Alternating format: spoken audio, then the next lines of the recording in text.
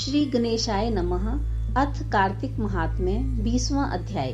नारद जी कहने लगे, हे राजा पृथु, जो कार्तिक कृष्ण अमावस्या को दिवाली करता है वह कभी दरिद्री नहीं होता। इस संबंध में एक इतिहास सुनो।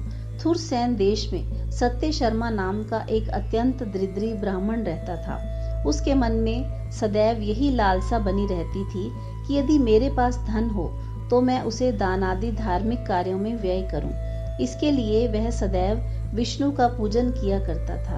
वह जो कुछ कमाता सब व्यय हो जाता।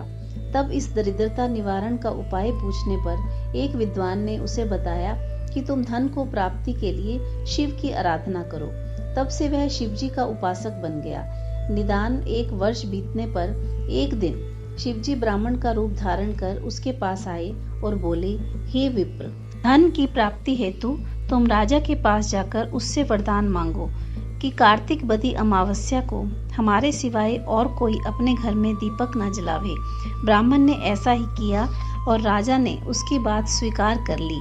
निदान कार्तिक कृष्ण अमावस्या से एक दिन पूर्व अर्थात चतुर्दशी को सत्य शर्मा ने राजा के पास जाकर उसको स्मरण कराया तो उसी समय राजा ने सारे शहर में ढिंढोरा पिटवा दिया कि अमावस्या को कोई भी घर में दीपक न जलावे।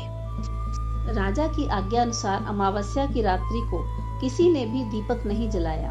तब रात्रि को लक्ष्मी जी नगर में आई और देखा सारे नगर में अंधेरा है, मगर एक ब्राह्मण का घर खूब सजा हुआ है, साथ ही दीपमाला से जगमग हो रहा है। लक्ष्मी जी प्रसन्न होकर जब उस घर में जाने लगी तो ब्राह्मण ने उसका रास्ता रोक लिया और कहने लगे, हे भद्रे, तुम्हारा पति अति कठोर है, तुम अति चंचल हो, इस कारण तुम हमारे घर में प्रवेश मत करो।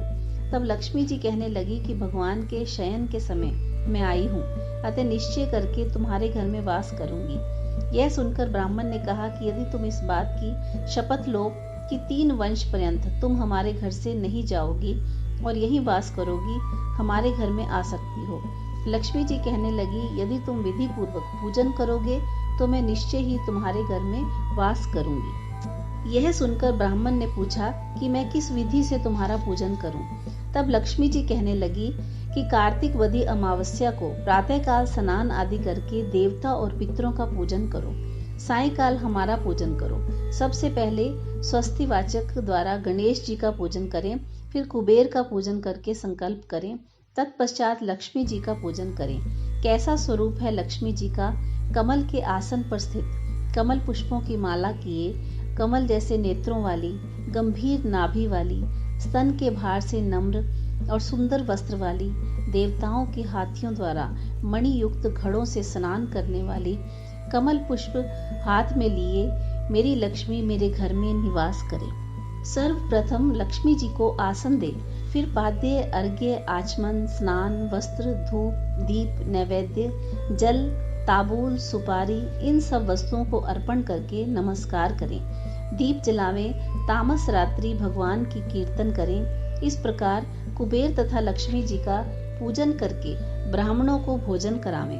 तत्पश्चात बंधु बांधवों सहित आप भी भोजन करें। सत्य शर्मा ने विधिवत इसी प्रकार किया, जिससे उसके बहुत सा धन धान्य हो गया।